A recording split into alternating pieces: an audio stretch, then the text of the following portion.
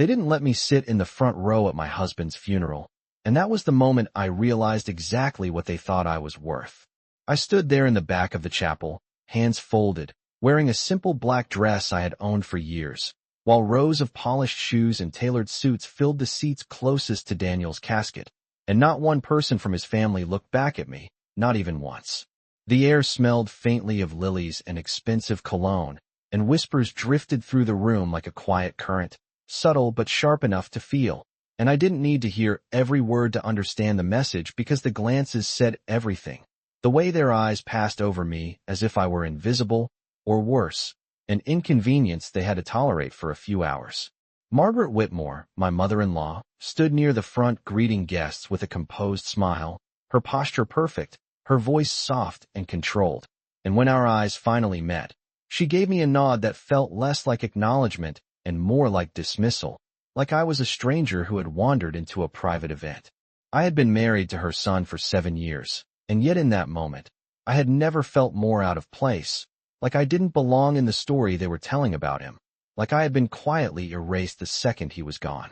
Someone brushed past me and muttered, "I didn't know he married someone like her," and I kept my expression still, because reacting would have only confirmed what they already believed, that I was small, emotional, beneath them. The truth was, I had seen this coming long before today, in the way they spoke about money, about status, about what mattered and what didn't, and I had learned early on that silence was more powerful than explanation, especially when people had already decided who you were. Daniel used to squeeze my hand whenever we were around them, like he knew exactly what I was thinking without me having to say a word, and I could almost hear his voice now, calm and steady, telling me not to prove anything to anyone who wasn't willing to see me clearly. So I stood there, quiet, watching as the room filled with people who believed they understood his life, people who believed they understood mine, and I let them have their assumptions, because correcting them would have been too easy, too quick, and some truths are worth waiting for, especially when the right moment changes everything. As the service began and everyone settled into their seats, I remained where I was, unseen but fully aware, listening to the carefully chosen words about legacy and success, about family and reputation, and I almost smiled, not because any of it was funny, but because of how incomplete it all sounded, like they were telling only the version of the story that made them comfortable, leaving out the parts they never cared to understand.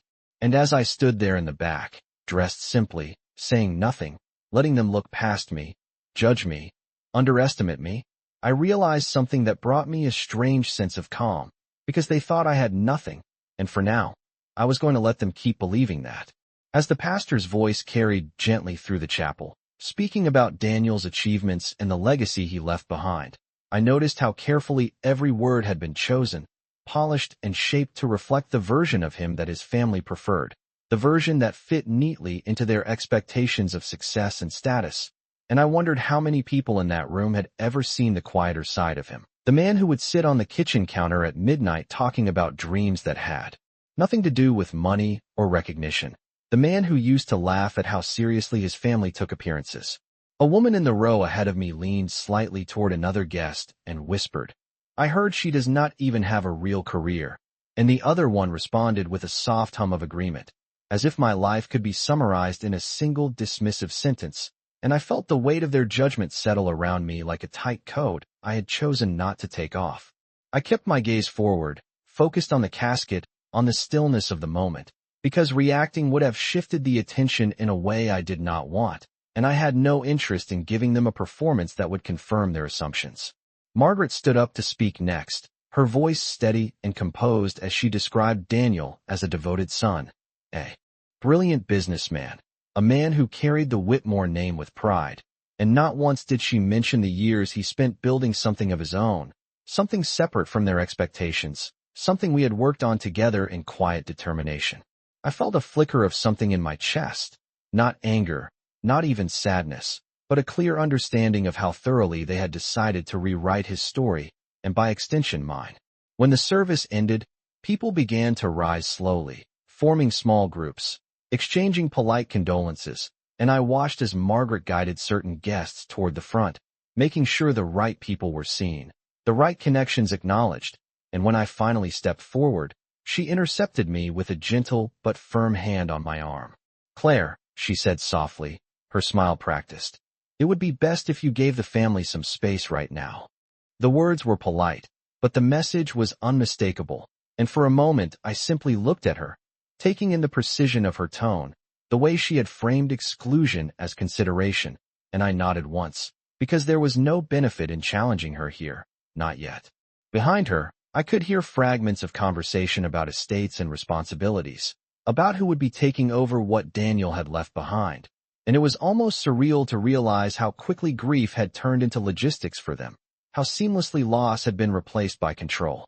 I stepped back again, returning to the edges of the room, and as I did, I caught a glimpse of a man in a dark suit standing near the entrance, holding a folder, watching the room with quiet attention, and something about his presence felt deliberate, out of place in a way that did not match the rest of the carefully curated atmosphere. He met my eyes briefly, gave a small, knowing nod, and in that moment, I understood that while everyone else in that room believed the story was already decided, there were still pieces they had not seen, details they had overlooked, and I felt a calm settle over me again.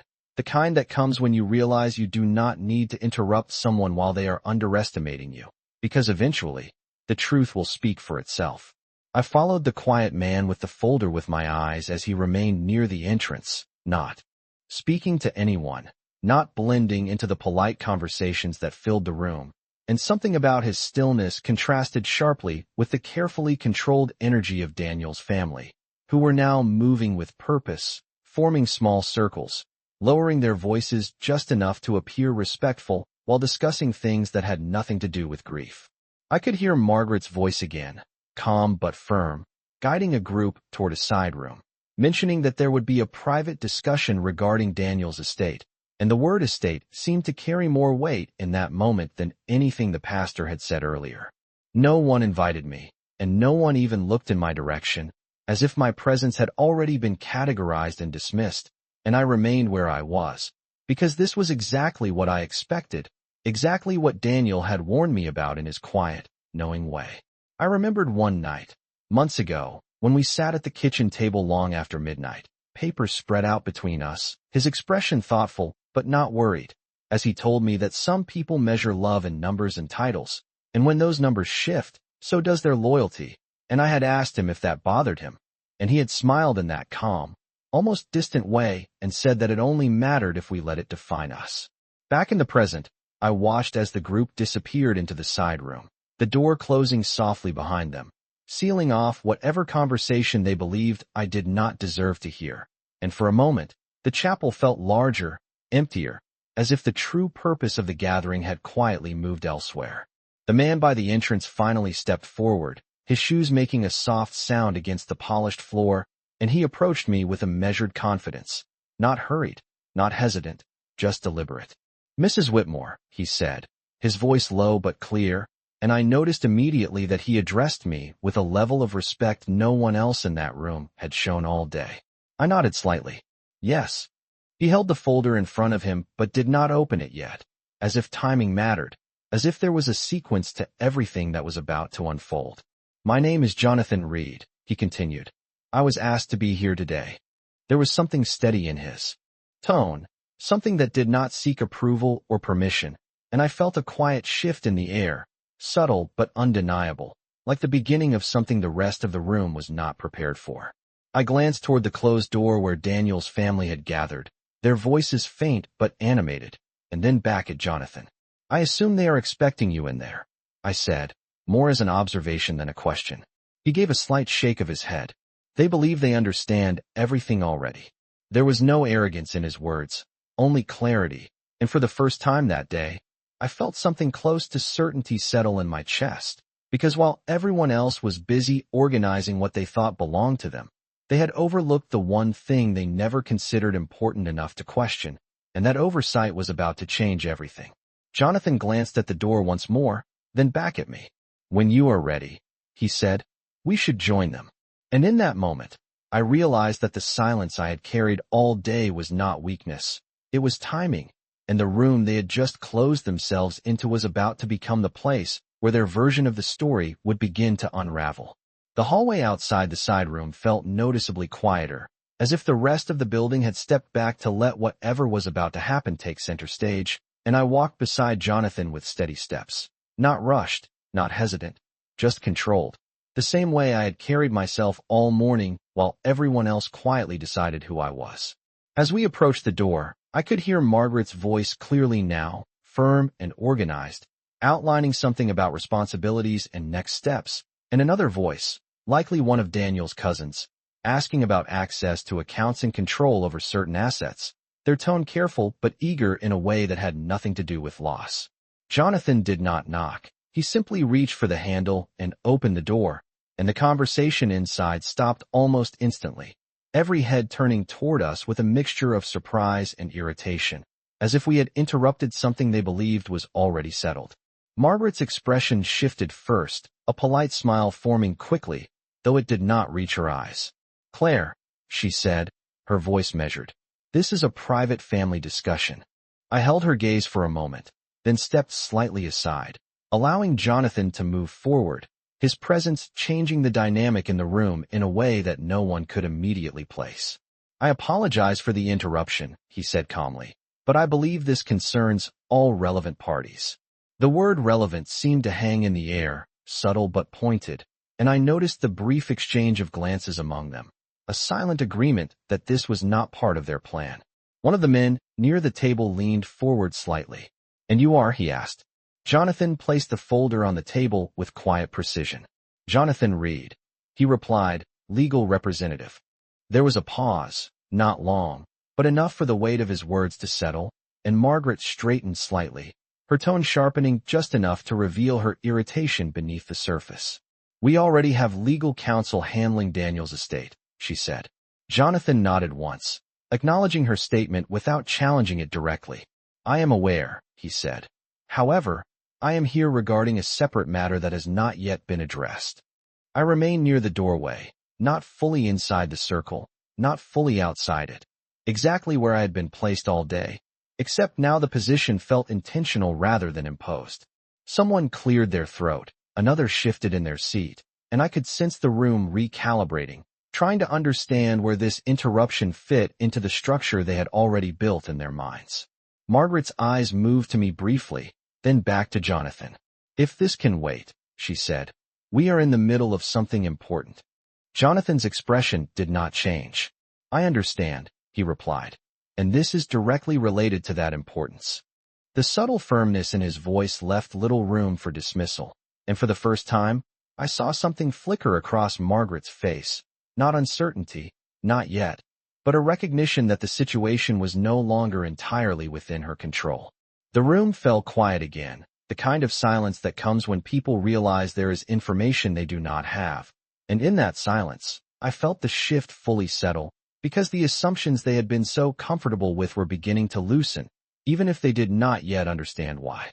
Jonathan opened the folder slowly, deliberately, not to create drama, but because every movement now carried meaning, and as the first page turned into view, I could feel their attention sharpen, their confidence thinning just slightly, and I knew that the version of events they had been so certain about was about to meet something they had never considered, something they had overlooked simply because they never thought it was worth looking for.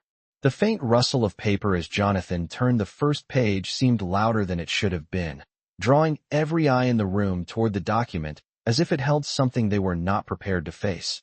And for a moment no one spoke, not even Margaret, who stood with her shoulders squared, her composure still intact, but no longer effortless. Jonathan glanced briefly at me, a quiet acknowledgement that everything was unfolding exactly as intended, and then he looked back at the group. "Before any further decisions are made regarding Mr. Whitmore's estate," he began, his tone steady and professional, "there is a matter that must be clarified." One of the men at the table leaned forward, his impatience barely concealed. "We have already reviewed the will," he said. "Everything has been accounted for." Jonathan nodded slightly, as if he had expected that response. "That is correct," he said. "You have reviewed the will that was filed with the family's legal counsel." The distinction was subtle, but it landed, and I saw it immediately in the way Margaret's eyes narrowed just slightly, in the way the others shifted in their seats, sensing that the conversation was moving somewhere they had not anticipated.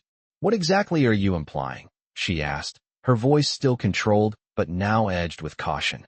Jonathan rested his hand lightly on the folder. "I am not implying anything," he replied.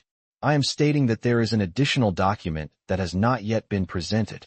The room went still again, but this time the silence carried tension, the kind that builds when certainty begins to fracture. Someone let out a quiet breath.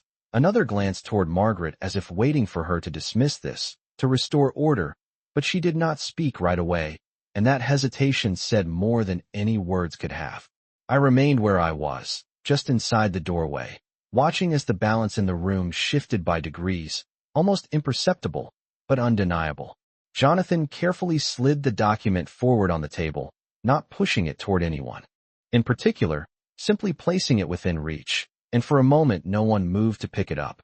"This document," he continued, "was prepared privately and was intended to be disclosed under specific circumstances." The phrase hung in the air, deliberate, and I could see the questions forming in their expressions, the quiet calculations, the realization that something had been kept from them. Margaret finally stepped forward, her hand hovering over the paper before she picked it up, her eyes scanning the first lines with practiced efficiency. And as she read, I watched the subtle changes in her posture, the slight tightening of her jaw, the brief pause that interrupted her otherwise controlled breathing. She did not look up immediately, but the shift was there, unmistakable, and it spread through the room like a quiet ripple, each person sensing that whatever was written on that page did not align with what they had expected. "This is not what we discussed," she said finally, her voice lower now, less certain. Jonathan's response was calm.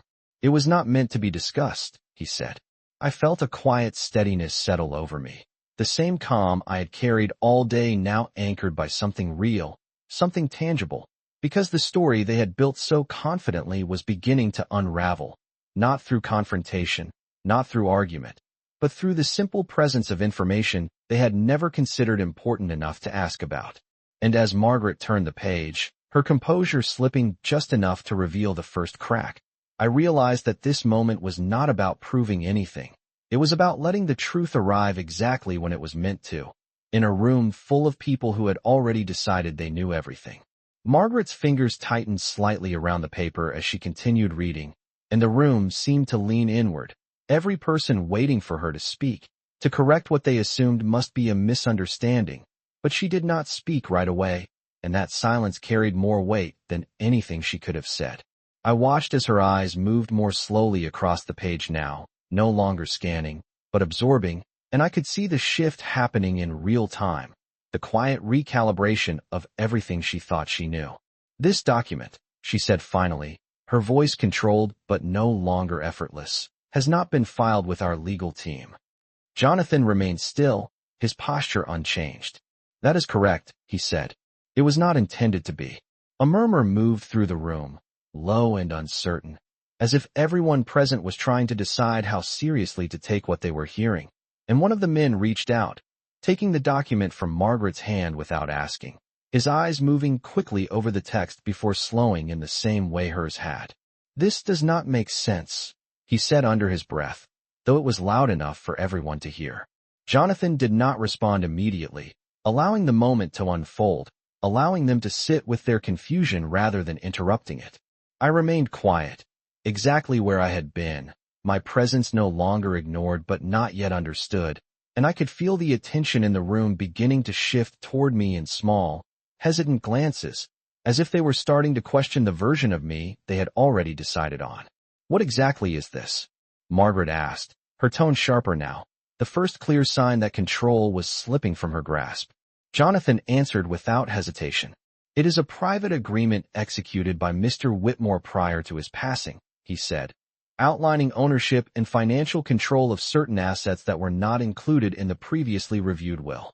The phrase "certain assets" seemed deliberately understated, and I saw the way it landed, the way it unsettled them more than a direct statement might have, because ambiguity left room for possibilities they had not prepared for. "Which assets?" someone asked quickly. Jonathan met his gaze. "All primary holdings associated with Mr. Whitmore's independent ventures," he replied. There was a brief pause, then a sharper intake of breath from across the table, as if the implication had finally begun to register. I remembered the nights Daniel and I spent reviewing numbers, not in the context of family expectations, but in quiet determination, building something that existed outside of their influence, something they had dismissed because it did not carry their name. And who, Margaret said slowly, choosing each word with care, is listed as the beneficiary of these holdings? The question hung in the air, and for the first time since entering the room, Jonathan turned slightly, just enough to acknowledge my presence without making a show of it. The sole beneficiary, he said calmly, is Claire Whitmore. The silence that followed was complete, absolute, the kind that removes all pretense and leaves only truth, and in that silence, every assumption they had made about me began to collapse under its own weight. No one spoke right away, not because they had nothing to say, but because they had too much, and none of it fit the narrative they had so confidently constructed just moments before. I did not move, did not step forward, did not explain, because there was nothing left to clarify. The document spoke for itself, and for the first time that day, I was no longer the person they had decided I was. I was the variable they had failed to account for, and the room, with all its certainty and quiet judgment, was beginning to understand exactly how much they had overlooked. No one reacted immediately after Jonathan finished speaking, and that stillness felt heavier than any argument ever could, because it forced everyone in the room to confront something they had not prepared for, something that did not fit neatly into their assumptions or their expectations. Margaret was the first to move, but even that movement was subtle, a slight shift of her posture as she set the document down on the table with more care than before, as if the paper itself had gained weight in her hands. "That is not possible," she said quietly, though her voice carried enough tension to fill the silence. Jonathan did not respond right away, allowing her words to linger, to settle, to be questioned by the very room that had once supported her certainty. One of the men leaned forward again, his tone sharper now, less composed. "There must be some mistake," he said. "Those ventures were never discussed in any official capacity." Jonathan met his gaze without hesitation. "They were not intended to be," he replied. "They were structured independently." The word independently seemed to shift the ground beneath them, and I could see it in the way their expressions changed, the way they began to look at each other instead of at Jonathan, as if searching for confirmation that this could still be dismissed. Margaret's eyes moved to me again, but this time the look was different, no longer dismissive, no longer indifferent, but searching, calculating, as if she were trying to reconcile the person she thought I was with the information now sitting in front of her. "Claire," she said slowly, "is there something you would like to explain?" The question was framed as an invitation, but it carried an expectation beneath it, an assumption that I owed them clarity, that I should step forward and justify what they had just learned. I held her gaze, steady and calm, and for a moment I said nothing, letting the silence stretch just enough to make them feel it, to make them understand that this moment did not belong to them anymore. "There is nothing to explain," I said finally, my voice even, not raised, not defensive, just clear. The simplicity of the answer seemed to unsettle them more than anything else, because it did not give them a point to challenge, did not offer them a way to regain control of the conversation. Someone let out a quiet breath, another shifted in their seat, and the room, which had once felt so certain, now felt uncertain in a way they could not immediately correct. Jonathan closed the folder gently, not with finality, but with precision, as if signaling that everything that needed to be presented had already been placed before them. "All relevant documentation has been provided," he said. "Any further questions can be addressed through appropriate channels." The phrase appropriate channels carried a quiet boundary, one that placed distance between them and the information they now wanted access to. Margaret straightened slightly, her composure returning in fragments, though it no longer held the same authority it had earlier. "We will need time to review this," she said. Jonathan nodded. "Of course." No one looked at me the way they had before, no one dismissed me with a glance or a whisper, but no one spoke to me either, as if they were still adjusting to the shift, still trying to understand where I now stood in a structure they had already defined. I remained where I was for a moment longer, not because I needed to, but because leaving too quickly would have made it seem like I was escaping something, and I was not. I had nothing to prove, nothing to defend, and nothing to add, because the truth had already arrived, exactly when it needed to.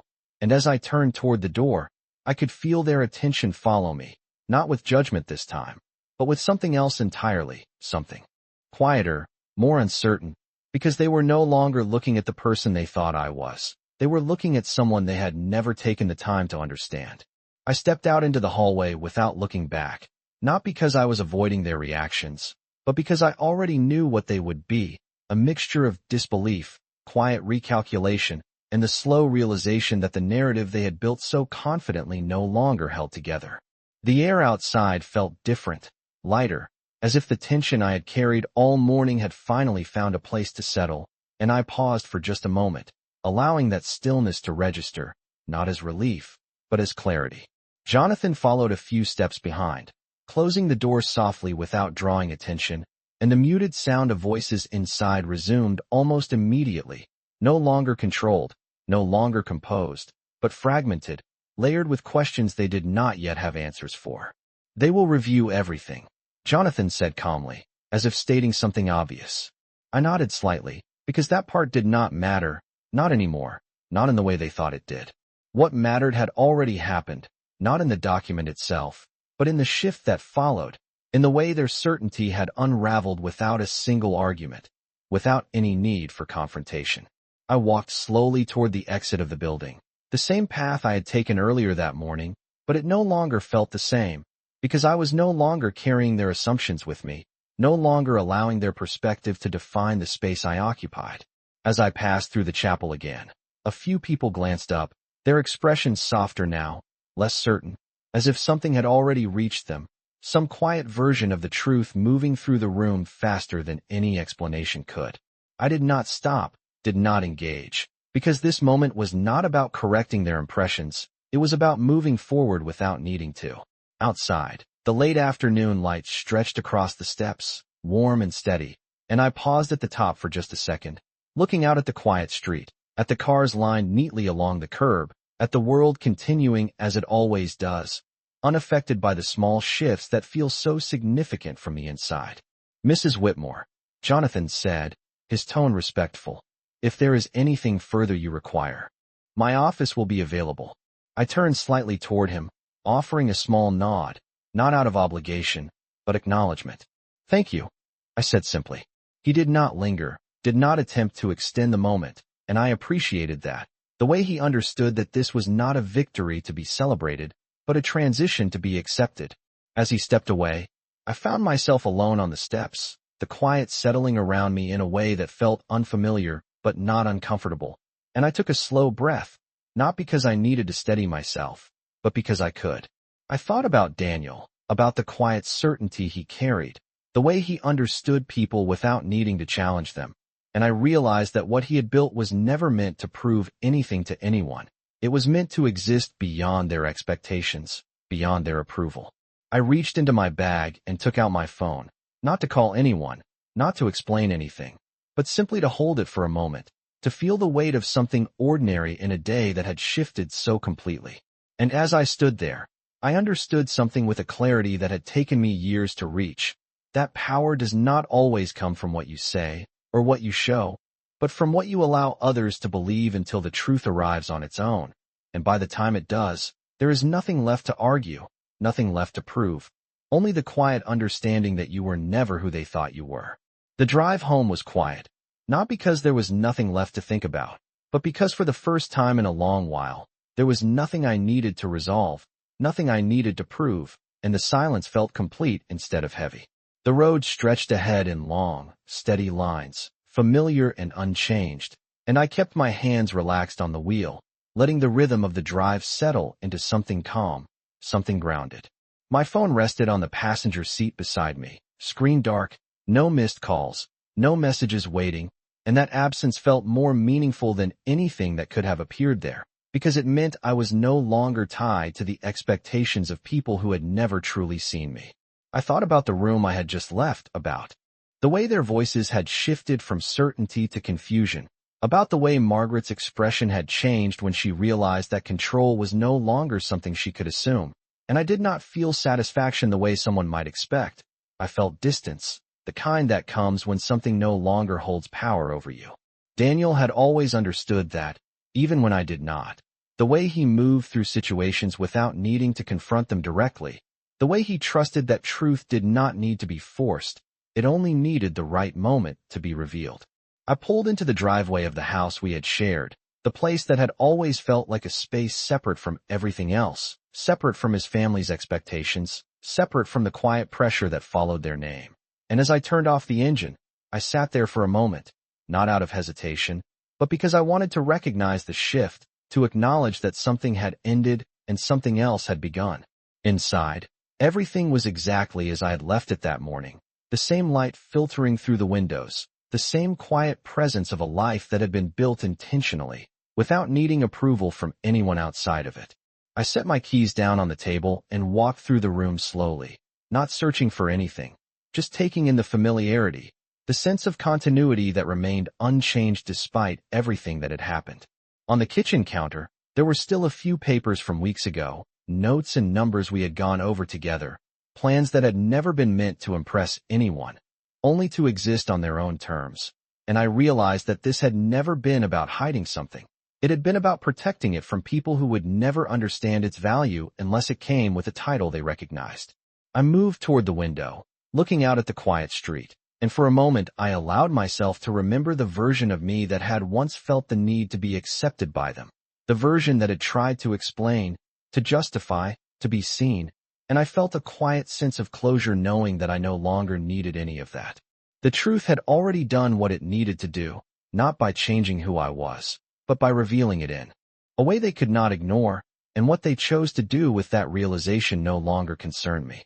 I picked up my phone again, not to check it, but simply out of habit, and as I held it in my hand, I understood something that had taken me years to fully accept, that being underestimated is not a disadvantage when you understand your own value. It is an advantage, because it allows you to move without resistance, to build without interference, and to reveal only what is necessary when the time is right. I placed the phone back down and took a slow breath, not because I needed to steady myself, but because I could, because everything that once felt uncertain had settled into something clear, something quiet, something entirely my own, and for the first time, there was nothing left to hold back, nothing left to prove, only the understanding that I had never been what they thought I was, and I had never needed them to know it until now.